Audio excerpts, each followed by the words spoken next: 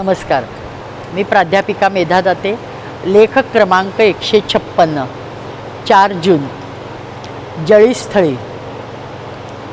जसे नैष्ठिक वारकऱ्याला कधी कुठेही जळीस्थळी, काष्ठी, पाषाणी विठ्ठल दिसत असतो, तसे गायकवाड कुटुंबाला सर्वत्र परम सद्गुरू दिसत असतात, असे भास्कर गायकवाड मला म्हणाले.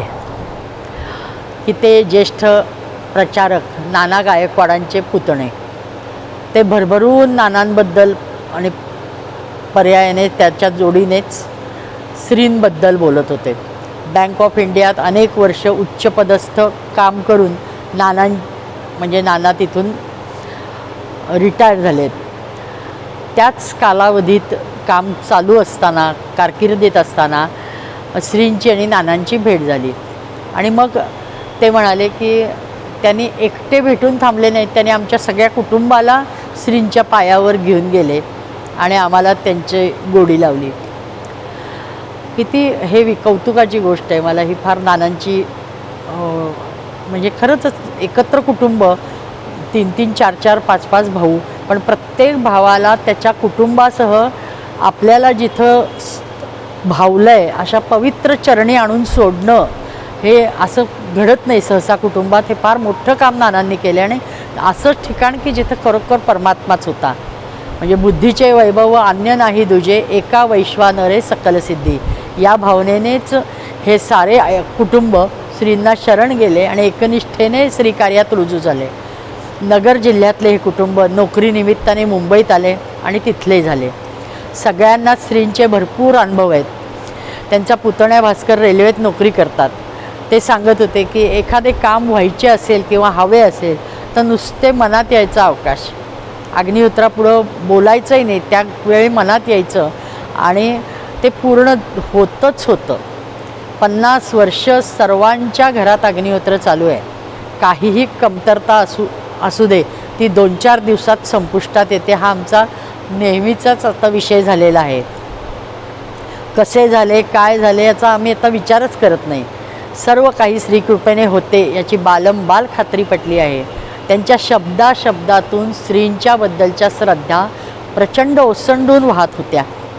या जन्मात अवतारी महात्म्याचे दर्शन झाले ही फार मोठी आमच्यावर कृपा आहे. आणि रोज अग्निहोत्रात आम्ही श्रींचं दर्शन घेतो आहे, वैश्वानराचं दर्शन घडतं आहे. ते काय थोडं आहे? रोजच्या रोज केलेली पापं धुवून जात आहेत आणि पाप करायची बुद्धी होत नाही, हे तर वेगळंच. म्हणजे किती प्रगल्भ विचार त्या माणसाचे, ते ऐकून मला फार आनंद होत होता. आम्हाला रोजच्या दर्शनाने लॉटरीच लागते ना, असं ते मला प्रश्न केले. त्यामुळे खूप शांतता आणि समाधान मिळते. श्रीकृपेचा लाभ झाला नाही असा दिवस जातच नाही. किंबहुना त्यांचा श्रीकृपेचा लाभ घेणं हा जन्मसिद्ध हक्क आहे आणि तो आपण मिळवतच राहणार, अशा खात्रीने ते बोलत होते. 40 वर्षापूर्वी आईला ब्रेन ट्यूमर झाला. आम्ही सर्वजण खूप घाबरलो.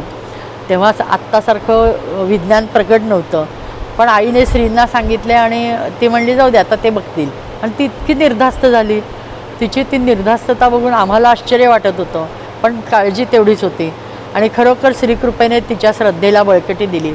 त्या माऊलीला ऑपरेशन पूर्ण होईपर्यंत श्री एरझारा घालतानाच दिसत होते आणि तसेच बडबडती सिद्धीवर आली आणि पूर्ण बरी झाली. ह्याशिवाय आम्हाला अनेक अनुभव आहेत. एक सांगतो की एकदा TV वर ख्रिश्चन धर्मगुरू सेंट जॉन पॉलचे प्रवचन चालू होते. ते ऐकले. त्यांच्यासमोर बसलेले हजारो श्रोते पाहिले आणि सहज मनात आलं की आपण एवढा सत्यधर्माचा प्रचार करतो आहे आणि त्याच्या म्हणजे ह्या धर्मगुरू वगैरे जे आहेत ते कधी सत्यधर्माच्या मागे येतील का? खरा आपला धर्म आहे म्हणून, असं त्यांच्या जस्ट मनात आलं आणि तो विषय त्यांनी तिथंच सोडला. आपलं नित्यकर्माला लागले, झालं, झोपले. आणि सकाळी त्यांना पहाटे दृष्टांत झाला की सेंट जॉन पॉल हे श्रींच्या चरणाशी बसलेले आहेत आणि दिव्य प्रकाश चरणातून येतो आहे आणि ते हात जोडून फक्त नतमस्तक आहेत. आणि मग मला आपण असा विचारच कसा केला ह्याची खूप लाज वाटली. दुसरा प्रसंग ते सांगत होते की पादुका यायच्या होता, तयारी जोरात होती. मी ड्युटी करून घरी आलो की भराभर फोन लावत बसायला. फोन काढतोय तर फोन गायब. कुठं पडला, कुठं राहिलो, का गाडीत विसरला, रेल्वेत राहिला का काय, काहीही सुचेना. गडबडलो. प्रत्येकाचा फोन नंबर कार्यकर्त्यांचा त्या मोबाईलमध्येच. मोबाईल तर हरवला, आता काय करायचं.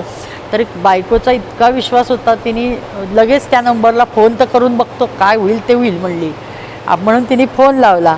तर फोन रिक्षावाल्याने म्हणजे उचलला आणि सांगितलं, तुमचा फोन रिक्षात विसरला आहे, मला काहीतरी बक्षीस द्या आणि घेऊन जा. आणि मग ते, अरे बाबा देतो बक्षीस, तू ये. पत्ता दिला की तो परत आला, बक्षीस घेतलं आणि माझा फोन मला परत मिळाला. मुंबईत असा फोन मिळणं परत शक्य आहे का? पण ते फक्त श्रीकृपेमुळं शक्य झालं.